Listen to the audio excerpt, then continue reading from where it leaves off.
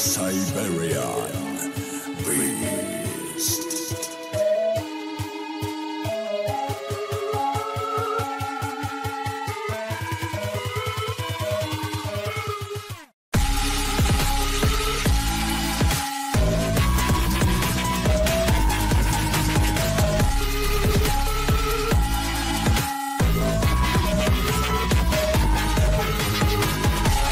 Takže čus lidi, já zdravím u toho dnešního videa. Tady to video bude tutoriál, jak si udělat vlastně TeamSpeak 3 server jenom pro vás.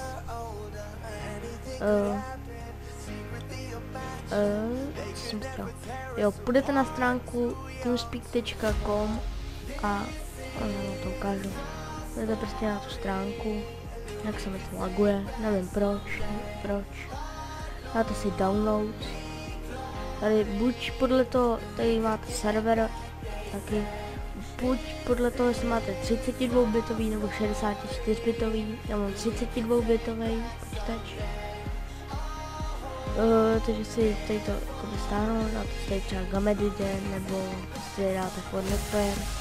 Ale já už to mám stažený, jak můžete vidět tady. Tady už to mám stažený 32 bitový, nic jsem tam nedával vůbec. Když to otevřete, takže internet můžete zavřít. A tak si teda otevřete tohle, extrahujete to, chvíli počkáte, já s natáčením počkám na docílání. A co bych vám tady ještě mohl říct, tak. Jo, jinak moje přezdívka jako přezdívka. No prostě nechce se mi prostě říkat Barney. Prostě Barney.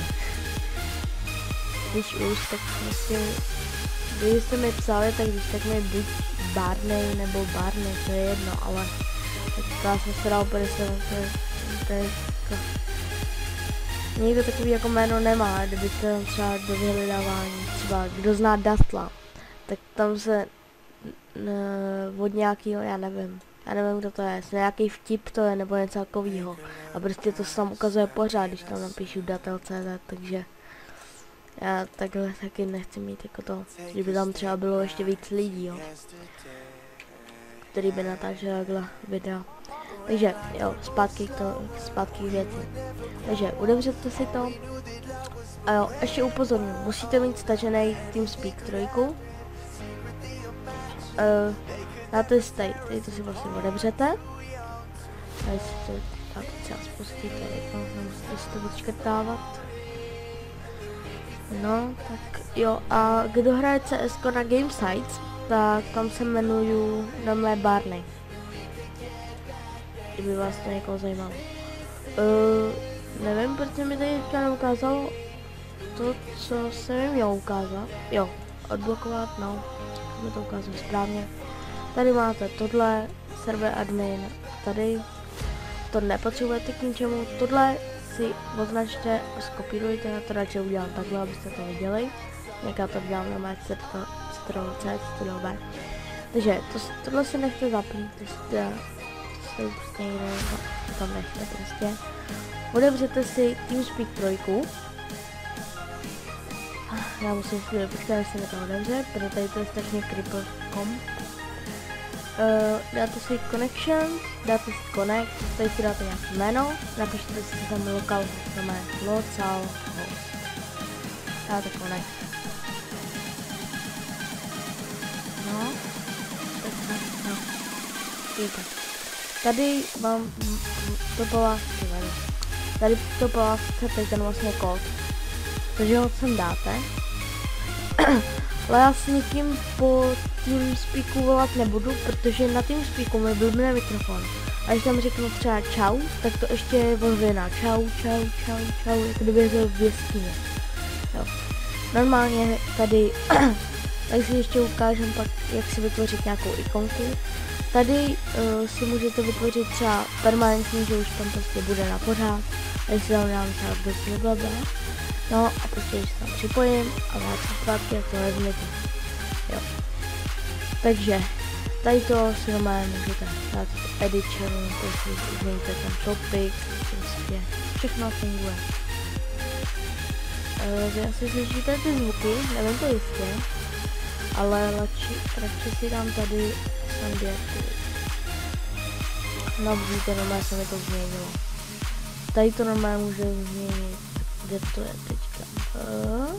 To by mě jaký zajímalo, tady, jo. Třeba si tam dám Barneyho video, no vidíte. A třeba když tam chcete dát vlastně jako ikonku, třeba když máte server admina, tak tam dáte ikonku, musíte si stáhnout nějaký ikonky 6x6 pixelů, teda 16x6 pixelů, ne 6x6, 16x6, já už jsem si nějaký stáhnul a musí být pod 8 KB, musí mít.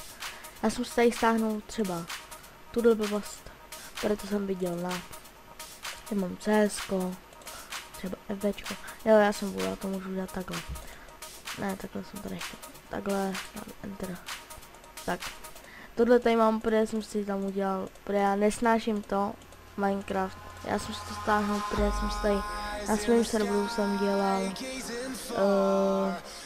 vlastně položku, nebo teda ikonku Minecraft hate, jenom tak na zkoušku.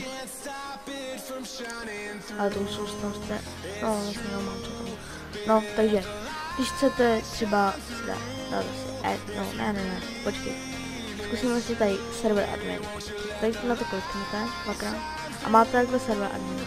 A vy už jste vlastně v začátku byla server admin, no vy už jste v začátku byli, podle vás možná vlastně server admin a když si tady dáte add třeba, tak tady si dáte třeba, když chcete, no ono se tady dá nějak připojit, ale já prozatím nevím jak. Až tady dáte quest a ten, co se připojí, tak tam dáte třeba, tak tam bude mít třeba ikonku nebo něco takového. No tam bude mít prostě, já nevím, prostě něco takovou ikonku, no něco napsané. Třeba si tam dáte návštěvník, třeba si tam dáte návštěvník, dáte si ikonu a teď si dám třeba toho. No a prostě tady, když to chcete mít na sobě, no tady můžete dát třeba priority speaker, který máte jakoby ikonku, tady máte channel commander, to je, se vám změní tohle. Já teďka nevím, jak se tomu říká, prostě jakoby ten obrázek toho mikrofonu nebo toho voiceu, takže si změním zpátky. Tady si dáte set server group a tady si dáte třeba návštěvník, dám si návštěvník a mám tuhle ikonku návštěvník. Takže pro tady to by to bylo všechno. Dal jsem tam ještě nějaký hovadiny, ale to je už přece jedno. Takže zatím čus.